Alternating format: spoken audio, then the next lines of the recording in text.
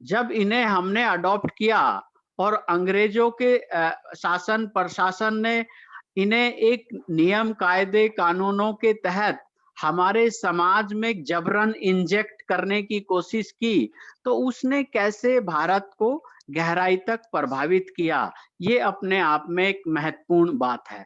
और जो एक आधुनिक लोकतांत्रिक समाज के निर्माण की प्रक्रिया है, वो लगातार अभी भी जारी है। जैसा संजय भारद्वाज जी भी कह रहे थे कि हम लोकतंत्र के अभी उस स्टेज पर पहुंचे ही नहीं है, जो आधुनिक लोकतंत्र के एक फॉर्मेट में आना है, आधुनिक लोकतंत्र का एक मतलब है। लेकिन मैं अपने समाज को उससे कहीं ज्यादा मैच्योर लोकतंत्र के तौर पर देखता समझता हूँ।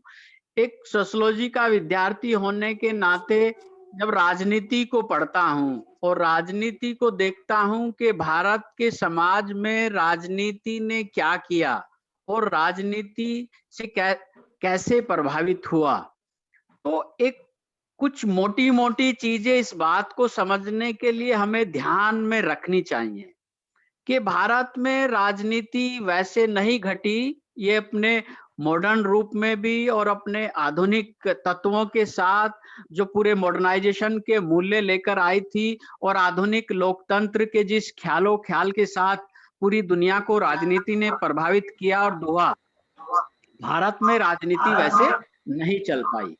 इसका कारण यही है, भारतीय समाज अपने आप में एक मजबूत समाज है और उसकी जो अपनी ट्रेडिशनलिटी है, परंपरागतता है, उसकी जो अपनी एक मैच्योरिटी है, वो उसने उस आधुनिक फॉर्मेट को, राजनीति की उस आधुनिकता को भी अपने ढंग से मथा और अपने ढंग से तोड़ मरोड़ कर अपने ढंग से उसे अडॉप्ट किया और उसके साथ एक जिस ढंग के आधुनिक लोकतांत्रिक समाज का निर्माण किया, उसमें बहुत सारे विरोधाभास आपको दिखाई देंगे।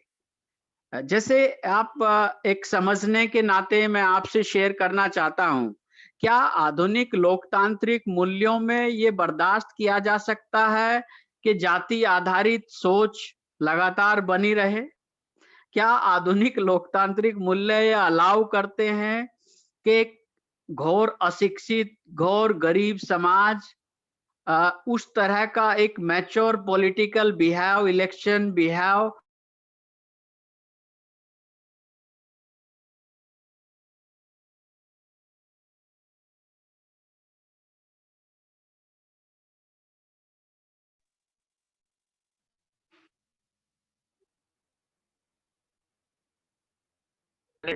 मैं इसका श्रेय अपने पॉलिटिकल लीडर्स को देता हूं, क्योंकि भारतीय समाज को संभालना और दुनिया के और तमाम समाजों को देखना, समझना और आधुनिक राजनीति के हिसाब से ढालना आसान है। लेकिन भारत के समाज को जिसमें इतनी विविधता है, इतनी असमानता है, इतनी गरीबी है, उसे एक मॉडर्न पॉलिटिकल फॉर्मेट में लाना, ढालना और लगातार उसमें एक पॉजिटिव सेंस के साथ राजनीति को एक सकारात्मक योगदान के साथ राष्ट्र निर्माण और विकास की दिशा में बढ़ाते जाना, ये भारतीय नेतृत्व का कमाल है। इसका श्रेय हम अपने राजनेताओं को अक्सर खूब गालियां देते हैं, खूब उन्हें कोसते हैं, खूब राजनीति से भी हम गुरेज करते हैं, राजनीति को भी, लेकिन ये एक राजनीति है जिसने भारत को एक दुनिया के नक्शे पर एक महानतम लोकतंत्र के साथ स्थापित करने का उद्यम किया है। वो कैसे? भारत अशिक्षित देश था, भारत घोर गरीब देश था। स्वतंत्र भारत जब अपने अस्तित्व में आया और उसने दुनिया के साथ अपने कनेक्ट किया, हमारी विदेश नीति ने, हमारी राजनीति ने जिस तरह से एक राष्ट्र के रूप में भारत को खड़ा किया और लगातार मजबूत किया, वो अपने आप में एक अनोखी मिसाल है। पहले लेक्चर में दोनों लेक्चर में उन सब बातों पर विस्तार से चर्चा हुई और संजय जी ने तो बताया कि हमारे साथ जो राष्ट्र बने वो किस तरह से कुछ ही दिनों में बिखर गए। यही हमारी स्ट्रेंथ थी।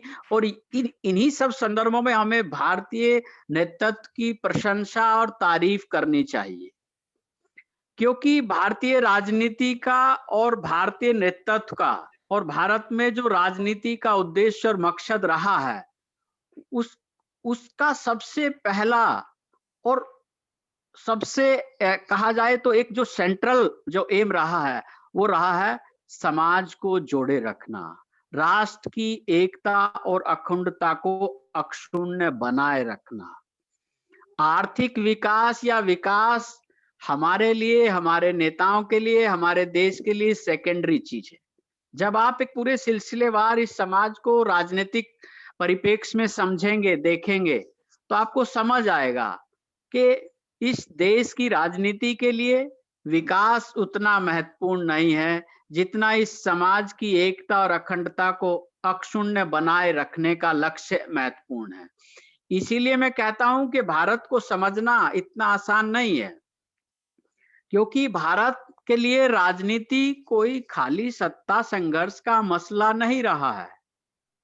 भारत में राजनीति कोई एक उस तरह की प्रैक्टिस के लिए नहीं है जिस तरह से दुनिया के और समाजों में आप देख सकते हैं। भारत में राजनीति का एक बड़ा मकसद, मैं एक एब्स्ट्रैक्ट से वर्ड का सहारा लेना चाहता हूं, भारतीयता की रक्षा करना है, भारतीयता का संरक्षण करना है, भारतीयता का संवर्धन करना है। अब उस भारतीयता को मैं किसी निराकार फॉर्म में नहीं समझता हूं। मैं बीइंग ए सोशियोलॉजिस्ट उस भारतीयता को ऐसे समझता हूं जैसे एक एनवायरनमेंट है ना। एक एनवायरनमेंट क्या है? एनवायरनमेंट एक बड़ा बैलेंस कॉम्बिनेशन है जिसमें हम जीते हैं, जिसमें जीवन तत्व बहुत जरूरी है, बहुत आवश्यक है, और हमारे जीवन के लिए जो जरूरी चीजें हैं वो सब एक बैलेंस फॉर्म में है, उसे ही हम वायुमंडल कहते हैं। इसी तरह से भारतीयता भारतीय समाज का वायुमंडल है।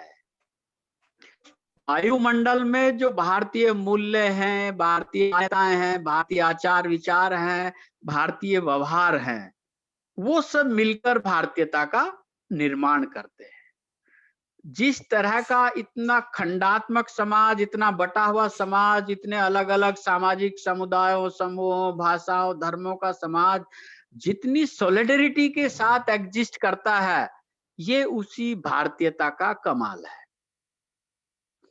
और भारत के संदर्भ में राजनीति की भूमिका इस भारतीयता को बनाए रखने के कॉन्टेक्स्ट में देखी जानी, समझी जानी चाहिए। पॉलिटिकल थ्योरी जो एग्जिस्ट करती हैं, जो वेस्टर्न पॉलिटिकल थॉट्स हैं, विचार हैं, या उसके जो फॉर्मेट हैं, वो बहुत कारगर ढंग से भारतीय समाज को, भारतीय राजनीति को शायद इसीलिए नहीं टोह पाते हैं क्योंकि भारत का जो समाज है वो अपने आप में एक अलग ढंग का समाज है।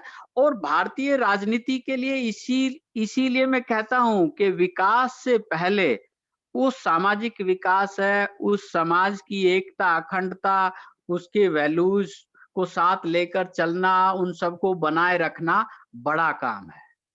उस भारतीयता के संरक्षण में ही हमें भारत राष्ट्र राज्य को समझने की जरूरत है। यहाँ की राष्ट्रीयता भी कोई वैसी राष्ट्रीयता नहीं है जो एक पॉलिटिकल थॉट कंसेप्ट है राष्ट्रीयता को लेकर या राष्ट्र को लेकर, क्योंकि भारत में नित नई घनिष्ठता का वातावरण कैसे बने, यही भारतीयता की साधना है। और ये भारतीय राजनीति ने बखूबी ढंग से किया है। यहाँ जो एक लोकतांत्रिक समाज निर्माण की प्रक्रिया है और आधुनिक राष्ट्र निर्माण की प्रक्रिया है, वो लगातार घेरों में एक के साथ एक लगातार एक्सटेंड कर रही है। उसे दलित पिछड़ी राजनीति के उभार के तौर पर भी एक छोटे उदाहरण के रूप में समझा जा सकता है। ये जो विरोधाभास हैं, जब मैं जातियों की बात कर रहा हूं और लोकतंत्र और उस आधुनिकता के कॉन्टेक्स्ट में ये एकदम कंट्रोवर्शियल चीजें हैं, है ना। कहाँ तो हम उस आधुनिक फॉर्मेट को अपनी जाति धर्म में फिट करते हैं। इस सौंदर्य के साथ जब भारतीय राजनीति को आप मथेंगे और समझेंगे कि आधुनिकता और परंपरा का समागम भारतीय नेतृत्व ने कितने शानदार ढंग से किया, है ना? एक फिल्म मैं आपको देता हूँ कि कैसे यहाँ की जो अनपढ़ कम्युनिटीज थी, जो निचली दलित जातियां थी, जनजातियां थी, पिछड़ी जातियां थी, जिनमें शिक्षा का कोई स्तर नहीं था, घोर गरीबी थी, घोर अभाव थे। उन्होंने भी अपने आप को का पॉलिटिकल सोशलाइजेशन किया, अपनी पॉलिटिकल लीडरशिप खड़ी की, उनके जातीय नेता खड़े हुए और वो धीरे धीरे धीरे धीरे एक मेन स्ट्रीम लाइन में विकास की मुख्य धारा में अपने लगातार जुड़ने के एक बड़े उदाहरण दर्ज कर रही हैं।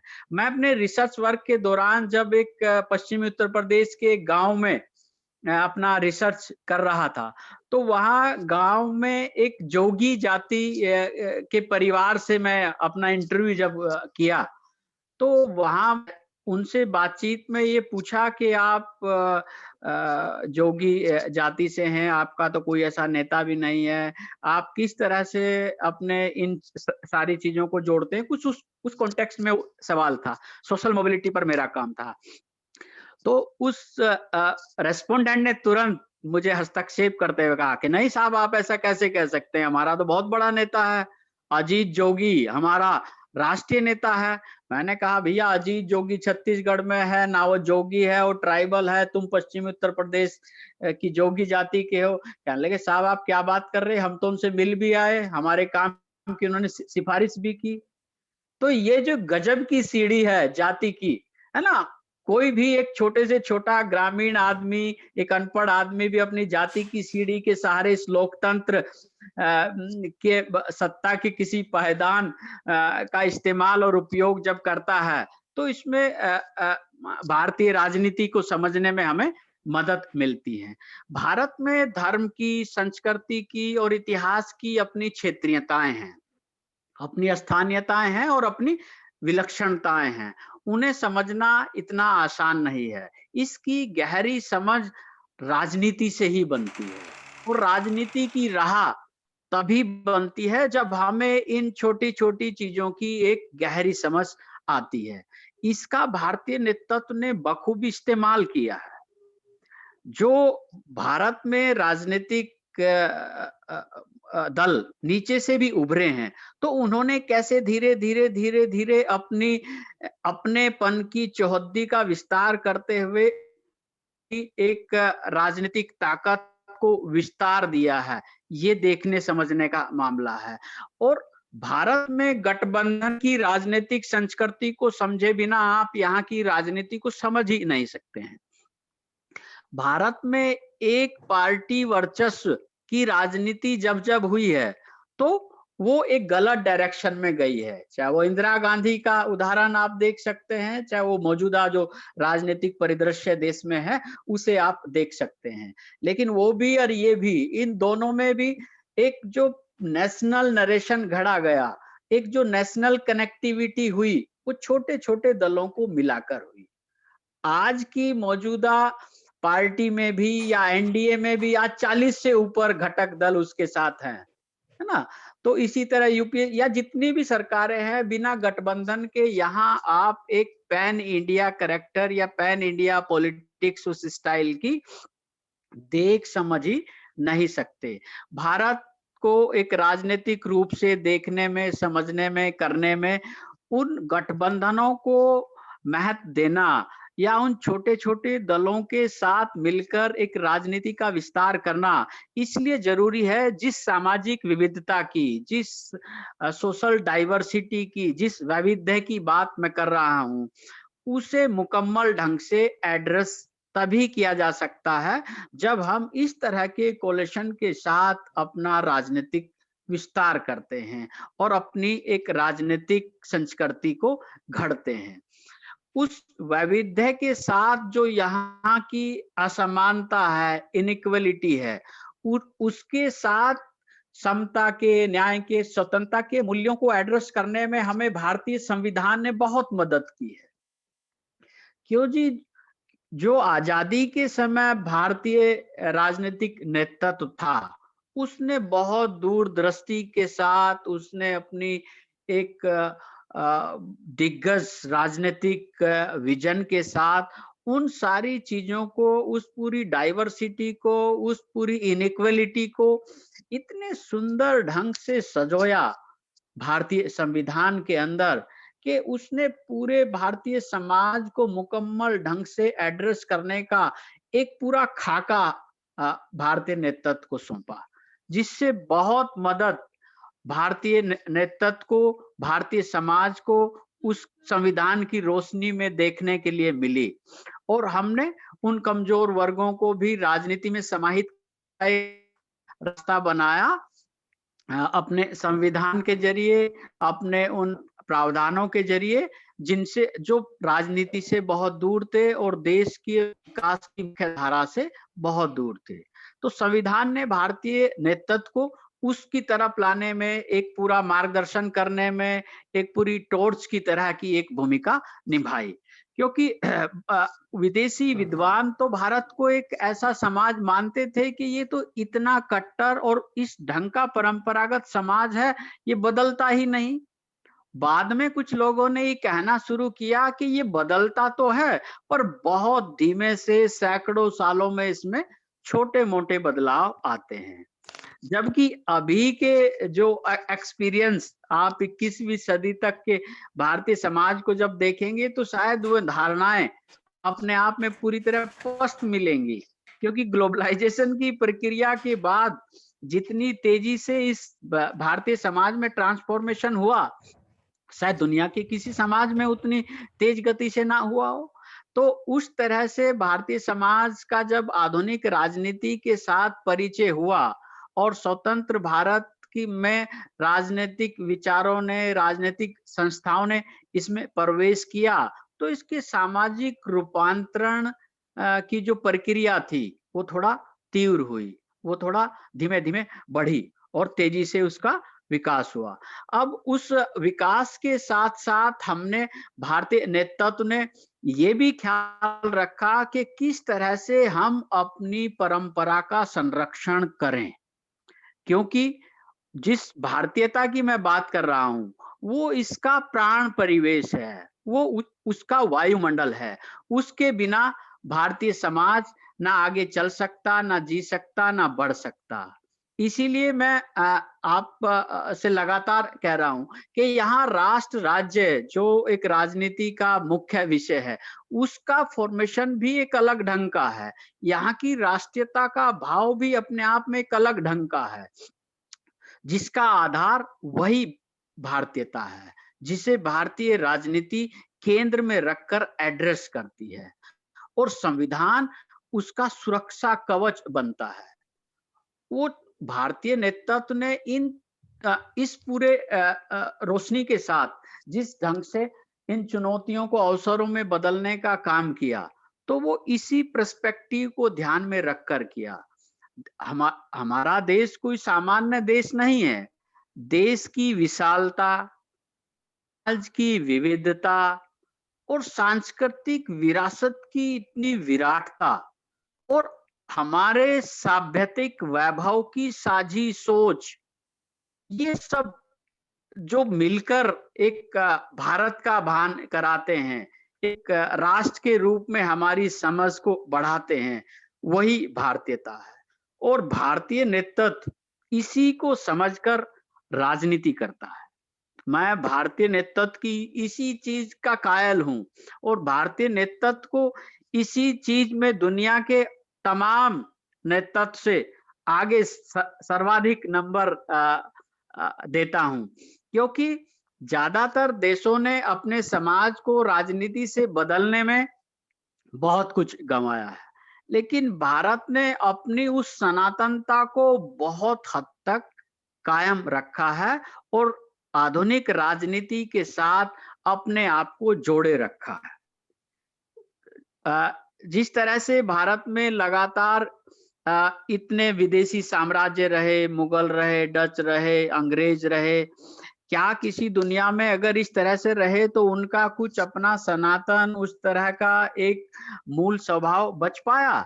लेकिन भारत अपने आप को अक्षुण्ण बनाए रखने में अपनी उन्हीं जिसे हम इसकी राजनीतिक रूप से आधुनिक राजनीति के संदर्भ में कमजोरी मानते हैं, जो जातीय खंड हैं, जो क्षेत्रीय खंड हैं, जो भाषाई खंड हैं, जो पूरा एक रीजनलिज्म है, उन्हीं चीज़ों ने इसकी उस लोकेलिटी को, उस स्थानीयता को और उस पूरी एक क्षेत्रीय अस्मिताओं को बनाए रखने में अहम भूमिका निभाई है।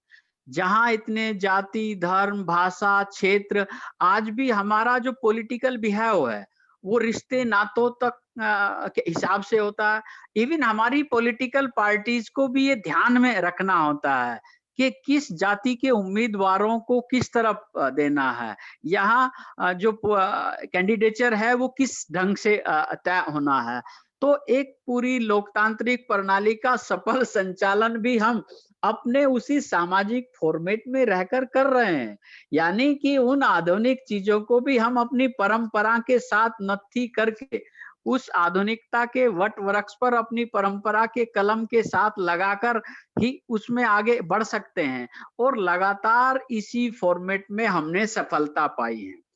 तो हम ये नहीं कह सकते हैं कि हम किसी तरह के कोई पीछे रह गए या हम इस आधुनिक राजनीति को अडॉप्ट पाए या बहुत से राजनीतिक विद्वान इस चीज को लेकर कहते हैं कि हमारा सोच परंपरागत है, हम मध्यकालीन मानसिकता में हैं और विधान व्यवहार और पॉलिटिकल प्रैक्टिस हमारी मॉडर्न है।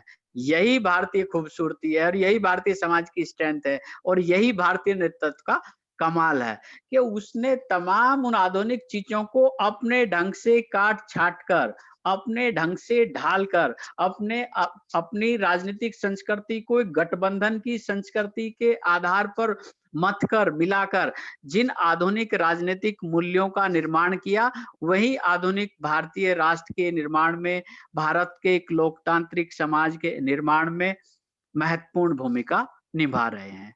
और जैसे-जैसे ये आधुनिक चेतना भारतीय समाज को और चेताएगी, वैसे-वैसे नए ढंग के तनाव आएँगे, उभर रहे हैं, है ना? नई-नई जातीय लीडरशिप आ रही है, महिलाओं में अवेयरनेस आ रही है, ट्रांसजेंडर हमारे पॉलिटिकल पार्टिसिपेशन में लगातार जो समता के, सामाजिक न्याय के जो आधुनिक मूल्य हैं, ये जैसे-जैसे भारतीय समाज को लगातार अपनी तरफ खींच रहे हैं, लगातार उसे अट्रैक्ट कर रहे हैं, इनके लिए भारतीय नेतृत्व लगातार अपने आप में मेहनत करके स्पेस क्रिएट करते हैं और उसे आधुनिक राजनीतिक प्लेटफ़ॉर्म में कहीं न कहीं स्पेस दिलाकर उनके हक, अधिकार और जो सामाजिक न्याय की बात होती है, उन मूल्यों को मजबूत करते हैं।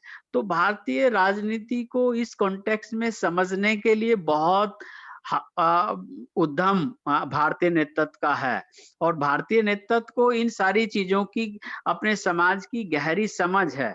कई बार जब बड़े विद्वान लोग, पढ़े लिखे लोग ये कहते हैं और मैं सुनता हूँ कि अनपढ़ नेता हैं और पढ़ा लिखा आईएएस है तो देश का विकास इसलिए नहीं हो रहा है, फलाना नहीं हो रहा। कह रहा हूँ कि पढ़े लिखों से बेहतर ढंग से इस समाज को समझते हैं हमारे अनपढ़ नेता और चलाते हैं इस देश को, है ना? हमारे साथ के बहुत सारे देश हैं जो बिखर गए, टूट गए, पूरी दुनिया के सिनेरियो पर आप देखेंगे और हम तमाम विरोधाभासों के बाद, तमाम नए तनावों के बाद, तमाम जातीय संघर्षों, तमाम धार्मिक संघर्षों और उस तरह की सांप्रदायिक ताकतों के बाद भी हम अपने आप को अक्षुण्ण बनाए हुए हैं और एक मजबूत राष्ट्र के रूप में लगातार अ, विश्व में पूरा वर्ल्ड मैप पर अपनी एक मजबूत उपस्थिति दर्ज कराए हुए हैं। ये कोई छोटी उपलब्धि नहीं है और इस श्रेय भारतीय नेतृत्व को हम सबको खुले दिल से देना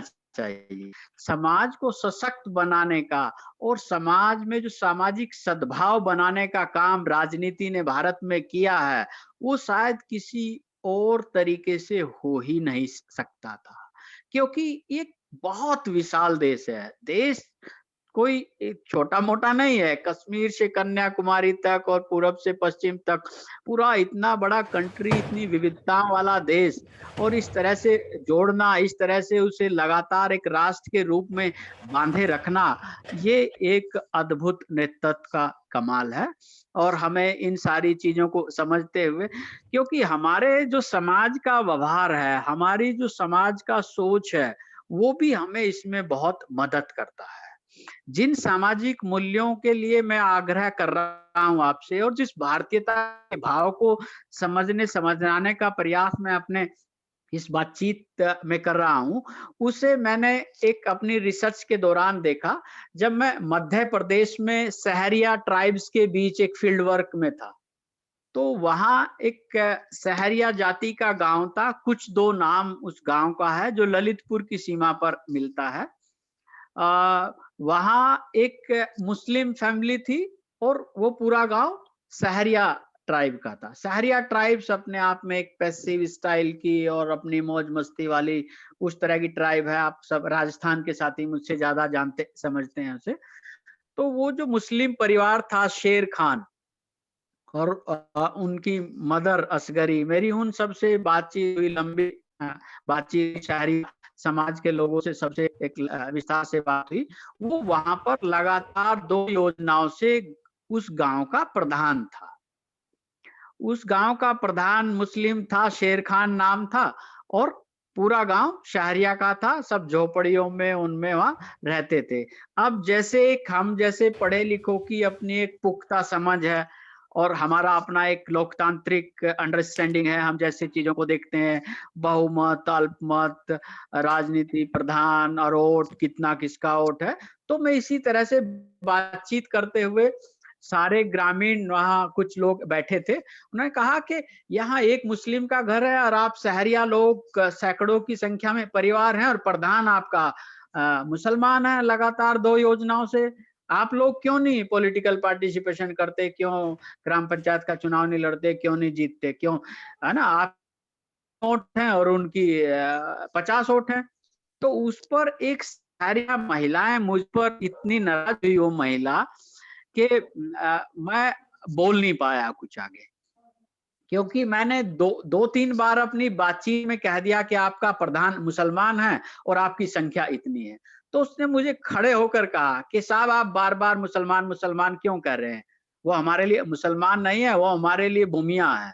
भूमिया मतलब मैं समझा नहीं। वहां फिर उन्होंने मुझे समझाया कि हम ज्यादा संख्या में हैं, वो कम संख्या में हैं, और वो हमारे गांव के मालिक, हमने उन्हें इसीलिए बना रखा है कि उन्हें ये ना लगे कि हम कम हैं या हम अकेले हैं। तो हमारी बहुमत की अंडरस्टैंडिंग जो मॉडर्न पॉलिटिक्स सीखती सिखाती है कि किसकी वोट ज्यादा है, किसका क्या, लेकिन एक जो सामाजिक संदर्भ है और जो समाज का रहने चलने का अपना उनका डेली का लोकतंत्र है, जो बहुसंख्यक और अल्पसंख्यक या बहुमत अल्पमत से नहीं चलता, उसकी अपनी समझ है। और हम तमाम चीजों के बावजूद, राजस्थान में मीणा गुजर संघर्ष के बावजूद, आप उस समरसता को वहां फील करते हैं। मैं भी यहाँ देखता हूँ किस तरह से डीयू में गुजर मीणा साथी एक दूसरे के सहयोग से, एक दूसरे को कोऑपरेट करके हम एक दूसरे के साथ जीते हैं और एक दूसरे के लिए मरते हैं, खड़े होते हैं। तो ये आधुनिक राजनीति और इसकी आधुनिक अवधारणाएं अल्पमत बहुमत की हैं, हिंदुस्तान के समाज को उल्टा खड़ा कर सकती हैं, सीधा खड़ा करने में इनका बहुत योगदान नहीं है। हमने राजनीति से अगर कुछ हासिल किया है, तो उस आधुनिकता पर अपनी परंपरा को सवार करके ही किया है। हमने उसे अपने ढंग से नथा है, हमने उसे अपने ढंग से लगाम लगाई है। तब भारत का नेतृत्व भारतीय राजनीति से उस तरह से अपने समाज के लिए, अपने देश के विकास के लिए कुछ ले पाया है। और आज की जो राजनीति है, जिन जिन नवीन प्रवृत्तियों की ओर इस 1 सप्ताह की वर्कशॉप में लगातार बात हुई है, कुछ बातें मैंने भी सुनी है कि किस तरह से भारतीय राजनीति लगातार बदली है, बदल रही है। वो तो समय का एक पूरी सदी का सफर है, हम उससे गुजरे हैं, नवीन प्रवृत्तियां आएंगी। लेकिन मैं इस बात को अपने व्याख्यान में खास तौर से इस्टेब्लिश करना चाहता हूं कि तमाम नई प्रवृत्तियों को अडॉप्ट करने के बाद भी जो सनातन भारतीय राजनीतिक मूल्य हैं, उन पर कोई खतरा नहीं है, वो कभी नहीं बदलने वाले हैं। ऐसे तमाम उदाहरण इस सोच के बीच भी एग्जिस्ट करते हैं। और आज 21वीं सदी में जब भारतीय राजनीति बाजार के दौर में है और भारतीय राजनीति को बाजार, वैश्वीकरण की प्रक्रिया, भूमंडलीकरण की प्रक्रिया, मीडिया, सोशल मीडिया और तमाम फोर्सेज के साथ प्रभावित कर रहा है। कोरोना जैसी महामारी में भारतीय राजनीति को अपने ढंग से कंट्रोल करने की कोशिश कर रहा है, वो तब भी काबू में नहीं है। उसके जो सनातन सामाजिक मूल्य हैं, उस पर जो परंपरा का पूरा एक वर्चस्व है, वो बना हुआ है और बना रहेगा। इसका अभी एक पुख्ता उदाहरण आपके सामने, मैं देश की राजधानी में हूँ, किसान आंदोलन आपके सामने है। लगातार मैं जो बात अपने व्याख्यान को शुरू करते हुए कहा था कि भारतीय राजनीति का मकसद आर्थिक विकास रहा ही नहीं। आर्थिक विकास उसके लिए सेकेंडरी चीज है। सबसे पहले देश, समाज, देश की एकता, अखंडता की रक्षा है। किसान आंदोलन आज क्या कह रहा है? ये भारतीय राजनीति की नवीन प्रवृत्तियों को समझने का और उनके डोमिनेंस को कंट्रोल करने का इससे पुख्ता उदाहरण कोई नहीं हो सकता। हमें उतना विकास नहीं चाहिए साहब। हमें उतनी चीजों की जरूरत नहीं है। हमारी खेती बची रहे और पूरे देश का समाज, पूरे देश का किसान, पूरा इस बात की लगभग जीत के पास है, जीत के करीब है और पूरा नेतृत्व इस बात के साथ है ना? और सरकार भी लगभग उसे मानने सजोने की स्थिति के आसपास है। तो इन सारी चीजों को, भारतीय राजनीति को जब तक हम इस कॉन्टेक्स्ट में नहीं समझते, नहीं देखते, तो उसकी एक मुकम्मल समझ हमारे सामने नहीं बनती। भारत का जो स्टेट है, वो वैश्वीकरण के और बाजार के दबाव में अपनी भूमिका को सिकोड़ रहा है। इस बात से किनारा नहीं किया जा सकता क्योंकि अंतरराष्ट्रीय दबाव इतने हैं। दुनिया के साथ कंधे से कंधा मिलाकर चलना है, वर्ल्ड इकोनॉमी के साथ अपनी भूमिका तय करनी है, दुनिया से आपको लाभ लेने हैं और दुनिया के हिसाब से नियंत्रित होना है। तो भारत की राजनीति प्रभावित होगी, इस बात में कोई संकोच नहीं है। लेकिन उसका जो अपना एक सनातन चरित्र है, जो उसके भारतीय समाज की अपनी एक प्रभाविकता है, वो उससे बाहर जा ही नहीं सकती। हम उतने कंट्रोल नहीं हो सकते, हमें उतना विकास या आर्थिक समृद्धि नहीं चाहिए, लेकिन हमें अपनी जो एक परंपरा है, जो अपने भारतीय समाज मूल्य हैं, जीवन मूल्य हैं, जिस तरह से भारतीय समाज जीता है, जिस तरह से भारतीय नेतृत्व उसे चलाने का आदी है, वो उसी से चलेगा। दुनिया में, भारतीय समाज में भी और दुनिया में भी जो उपभोक्ता संस्कृति का विस्तार हुआ है, बेशक उससे एक आर्थिक सोच बनी है और एक उससे सुविधापरक समाज का विकास हुआ है। समाज को विकास चाहिए, समाज को रोजगार चाहिए, समाज पर ये सारे दबाव हैं और भारतीय स्टेट जो सरकार है, वो इन सारे दबावों में है और इस तरफ काम भी कर रही है। लेकिन समाज के दबाव, किसान आंदोलन जैसा मौजूदा एक बढ़िया उदाहरण मौजूदा समय में कोई हो ही नहीं सकता है। तो आर्थिक तत्व कितने हावी होते हैं यहाँ, ये अपने आप में एक समझने समझाने का और भारतीय राजनीति को देखने का हमारे आपके सामने एक अच्छा उदाहरण है। अब मैं जिस बात की बात कर रहा हूं कि भारतीयता का विकास कैसे हो, यही भारतीय नेतृत्व का और भारतीय राजनीति का असली मकसद है। भारत के सनातन मूल्यों का कैसे संरक्षण हो, कैसे उनका संवर्धन हो, ये भारतीय राजनीति का पहला मकसद है। सबका साथ, सबके विकास की जो सनातन भारतीय परंपरागत मूल्य है, वो इसी से बनती है कि रोज हमारे यहाँ, हमारे समाज में कैसे एक सद्भाव और घनिष्ठता का माहौल बने, ये भारतीय नेतृत्व आपको पग पग पर करता दिखाई देता है। और वो तमाम भारतीय नेतृत्व छोटी-छोटी सभाओं से लेकर बड़ी-बड़ी सभाओं तक, जब हम उनके पूरे कंटेंट को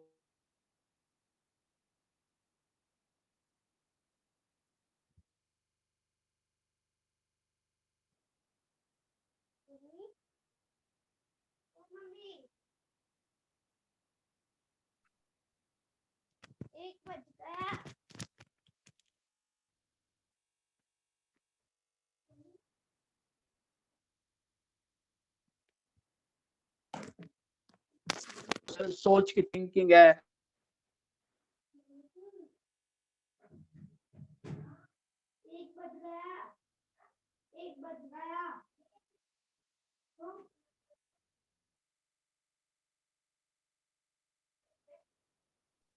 हेलो, आवाज आ रही सर?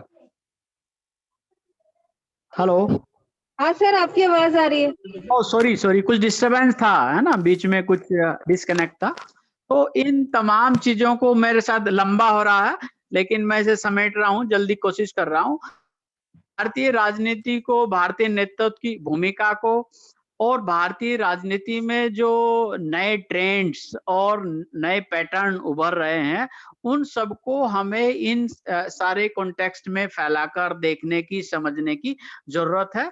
और भारतीय नेतृत्व अब भारतीय राजनीति के जरिए समाज का जो नव निर्माण करता है, वो इसी तरह से करता है और इसी दिशा में वो रोज अपनी मेहनत मशक्कत करता है। तो भारतीय राजनीति को, भारतीय नेतृत्व को और उसमें उभरी जो एमर्जिंग न्यू ट्रेंड्स हैं, उन्हें इसी तरह से देखने समझने की जरूरत है।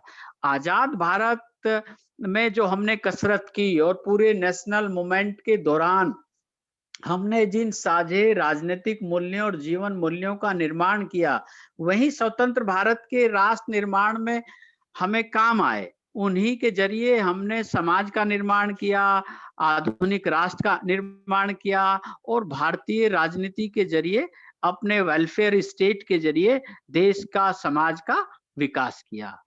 पहला जो दशक था, जो 1950 से 1960 का दशक था, उसमें देश की लीडरशिप के सामने, देश के नेतृत्व के सामने एक पूरा एक विजन भी था और एक पूरा ये था कि देश बनाना है, राष्ट्र बनाना है। और इस पूरे फेज में, इस पूरे दशक में हमने भारतीय संविधान की रोशनी में नए नए नियम, नए नए कानून जो राष्ट्र निर्माण की और लोकतांत्रिक समाज की गति को तेज करें, देश के विकास को तेज करें, वो सब काम भारतीय नेतृत्व ने बखूबी किए। दूसरा दशक जब शुरू हुआ 1960 से 70 तक, ये एक बहुत टफ फेज रहा भारत की राजनीति के लिए। दो महत्वपूर्ण लीडर, दो प्रधानमंत्रियों की मृत्यु असामयिक हुई, दो युद्ध भारतीय राजनीति ने फेस किए, एक चीन के साथ, एक पाकिस्तान के साथ। तो ये घोर उथल पुथल वाला दौर था और इसी दौर में कांग्रेस के अंदर जो गुटबाजी लगातार उभर रही थी, विदेशी विद्वानों की कई थीसिस आई, केडी गंगराड़े जी का खास तौर से काम आया था कि कांग्रेस के अंदर जातीय गुटबाजी है, ब्राह्मण गुट है और क्षत्रिय गुट है, खत्री गुट है, पंजाबी गुट है, इस तरह से। और एक देश के अंदर जो एक गैर कांग्रेसवाद का एक पूरा जन्म हुआ, एक पूरा उस तरह का सोच बना और बहुत सारे समाजवादी नेता अगले दशक तक होने लगे थे, है ना। लोहिया जी, मधुलिमे जी, नेमानी गुजरात जी से, सोमानी जी, ये सब एक पूरा लॉबी कांग्रेस के खिलाफ आई और स्थितियां बनती बनती आपातकाल तक पहुंची, जो 1970 और 80 वाला दशक था, उसे आपातकाल पूरा ले गया। और गैर कांग्रेसी सरकार, समाजवादी खेमा, जनता पार्टी, सबने जो भारतीय राजनीति का एक पूरा सिनेरियो डेवलप किया, वो भी समाज के अंदर एक गहरी चेतना और समाज में उथल पुथल, एक राजनीतिक प्रशिक्षण में उसका बड़ा योगदान था।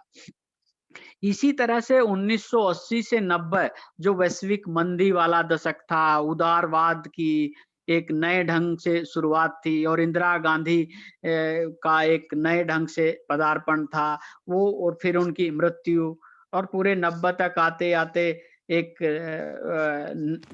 मंडल कमंडल और ये सब हम नए दशक में 90 वाले दशक में आए। जो बहुत अस्थिर राजनीतिक सिनेरियो था, जिसमें कई सरकारें आई गई बदली और नई आर्थिक नीतियों का शुरुआत वहीं से हुआ।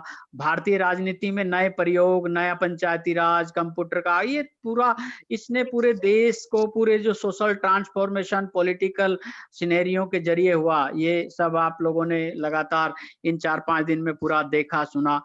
फिर 2000 आते-आते नव उदारवाद, नियो लिबरलिज्म जिसे हम कहते हैं, उसने पॉलिटिक्स को गहराई से प्रभावित किया और एक नए ढंग की राजनीति को इंट्रोड्यूस करने की पूरी दुनिया में भी कोशिश की और भारत भी उससे अछूता नहीं रहा, जिसमें मीडिया का, सोशल मीडिया का बड़ा कंट्रीब्यूशन रहा।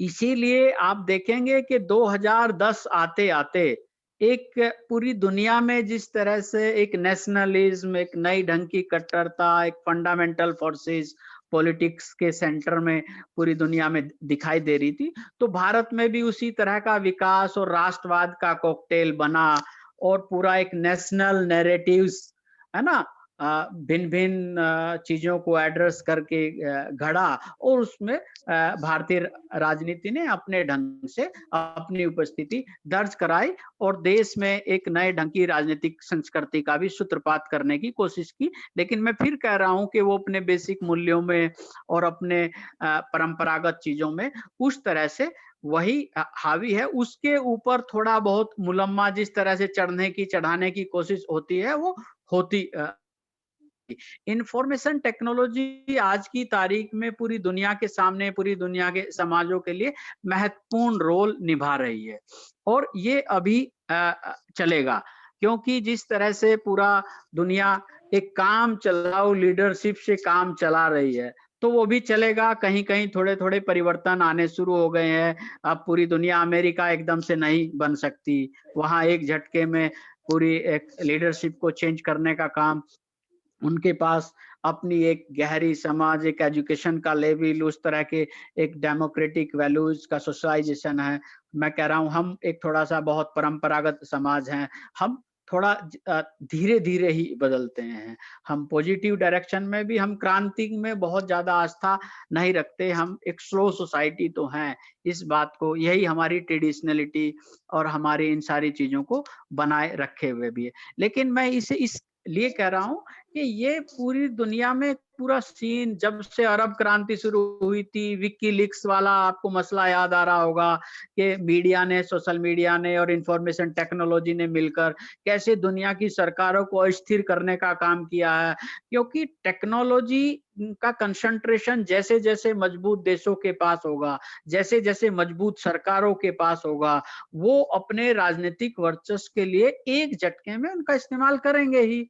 लेकिन ऐसा नहीं है कि दुनिया की चीजें बिखर गई या भारत के समाज में इतना विवेक और इतने अपरिपक्वताएं आ गई। वो अपने कंट्रोल हैं चीजों के, टेक्नोलॉजी के अपने उपयोग हैं, मीडिया, सोशल मीडिया का अपना उपयोग, सदुपयोग है, एक फेज है, चलता रहता है, चलेगा। लेकिन भारतीय राजनीति और भारतीय नेतृत्व अपने आप में बहुत मैच्योर है। वो अपने ढंग से सारी दुनिया को, पूरे वैश्विक प्रभावों को, अपने समाज की भावनाओं को समझता है और वन पार्टी प्रभुत्व वाली व्यवस्था नेशनल नैरेटिव से थोड़ा तैयार हो भी जाती है। चाहे वो इंदिरा जी का गरीबी हटाओ का पूरा एक उस तरह का नेशनल नैरेटिव था जिसने पूरा प्रभावित किया और वो एक बड़ी मेजॉरिटी में आ गई, या इसी तरह से मौजूदा सरकार में, एनडीए की सरकार ने जिस तरह से पूरा राष्ट्रवाद का, धार्मिक ध्रुवीकरण का, जन कल्याण की योजनाओं का, गठबंधन का, विपक्ष को भ्रष्टाचार और विरोधियों को एंटी नेशनल और इस तरह का एक पूरा मुकम्मल ढंग का नेशनल नरेशन घड़ने का एक जो पॉलिटिकल मैनेजमेंट है, जिसमें मीडिया, सोशल मीडिया बखूबी रोल प्ले करते हैं, वो हो जाता है, किया जा सकता है और भारतीय नेतृत्व अपने ढंग से इस समाज को देखता, समझता है, चलाता है और ये अभी लगातार बना रहेगा ये दौर, क्योंकि टेक्नोलॉजी का और इन सारा का जो सरकारों का वर्चस्व है, वो उसका इस्तेमाल हम सबके सामने अभी देखने को मिलेगा। और जिस तरह से पॉलिटिकल पार्टीज अपने आप को एक चुनावी मशीन के तौर पर मीडिया के जरिए, टेक्नोलॉजी के जरिए बना रही हैं, ले जा रही हैं, इन सब के भी इसमें रोल है। तो इस बातचीत में मैं आपको जितना समेट पाया, कर पाया, तो मैं चाहूंगा कुछ बातचीत आप लोगों की तरफ से भी हो, कोई सवाल किसी साथी का इस सारे संदर्भ में हो, और खास तौर से ध्यान रहे कि सोशल एस्पेक्ट पर हम इस बातचीत को आगे बढ़ाएंगे तो ज्यादा अच्छा रहेगा। Thank you sir.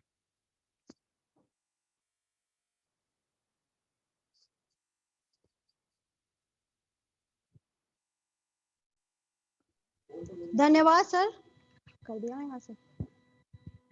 धन्यवाद सर। जी जी जी सर मेरी आवाज आ रही है? हाँ, आ रही है, आ भारत रही है। में राजनीति का समाज से संबंध विषय पर आपने व्याख्यान दिया। आपका व्याख्यान बहुत ही सुरुचिपूर्ण और सरल शब्दावली से युक्त था। अब मैं प्रतिभागियों के प्रश्न आमंत्रित करती हूँ। प्रतिभागी जो भी सर के व्याख्यान से संबंधित प्रश्न पूछना चाहते हैं, उनके प्रश्न आमंत्रित है।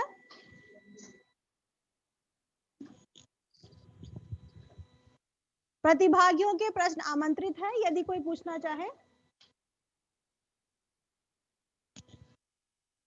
सर का धन्यवाद ज्ञापित करने के लिए मैं हमारे राजनीति विज्ञान विभाग के प्रोफेसर डॉक्टर राजेंद्र सिंह गुर्जर को आमंत्रित करती हूं कि वो सर को औपचारिक धन्यवाद ज्ञापित करें। राजेंद्र सिंह गुर्जर। अच्छा ऐसे बोलिए, कैसे बोलना? अरे देखो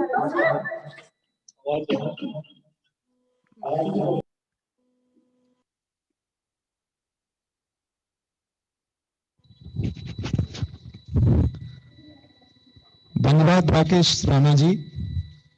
मैं बहुत बहुत आभार व्यक्त करता हूं कि आपने भारत में राजनीति का समाज से संबंध विषय पर बहुत सारगर्भित अपना व्याख्यान प्रस्तुत किया। निश्चित रूप से सभी प्रतिभागी इससे लाभान्वित रहेंगे। हम सब एक सामाजिक प्राणी हैं। जैसा कि अरस्तु ने भी लिखा है कि जिस व्यक्ति को समाज की आवश्यकता नहीं है वह या तो निरा पशु है या देवता है। इसलिए समाज से हम लोग विलग नहीं हो सकते। समाज को राजनीति से अलग नहीं किया जा सकता, बल्कि आवश्यकता इस बात की है कि समाज व राजनीति में सामाजिक, आध्यात्मिक एवं नैतिक मूल्यों की प्रतिस्थापना की आवश्यकता है। और आप बहुत ही शॉर्ट नोटिस पर आप हमारे बीच में उपस्थित हुए, ऑनलाइन जुड़े, आपको एक बार पुनः आभार, धन्यवाद। जय हिंद, जय भारत। धन्यवाद भाई साहब, धन्यवाद। सत्र समाप्ति से पूर्व मैं कल के प्रतिबिंब सत्र के जो नामित प्रतिभागी हैं उनका नाम दोहरा देती हूँ। इसमें कुछ चेंजेस है, इसलिए मैं उनके नाम एक बार वापस दोहरा देती हूँ। प्रथम सत्र के लिए डॉक्टर दुर्गा खत्री, राजकीय कन्या महाविद्यालय अजमेर, ये अपना प्रतिवेदन प्रस्तुत करेंगे। द्वितीय सत्र के लिए डॉक्टर गोविंद नैनीवाल, राजकीय महाविद्यालय रेउदर। तृतीय सत्र के लिए डॉक्टर राखी जैन, राजकीय महाविद्यालय गोविंदगढ़। आप अपनी स्वीकृति व्हाट्सएप ग्रुप पे डालिए, क्योंकि हमने आपके ये प्रतिबिंब सत्र के समस्त नाम व्हाट्सएप ग्रुप पे भी डाल दिए हैं और आपसे आग्रह है कि आप लोग अपनी स्वीकृति व्हाट्सएप ग्रुप पे डालिए। धन्यवाद।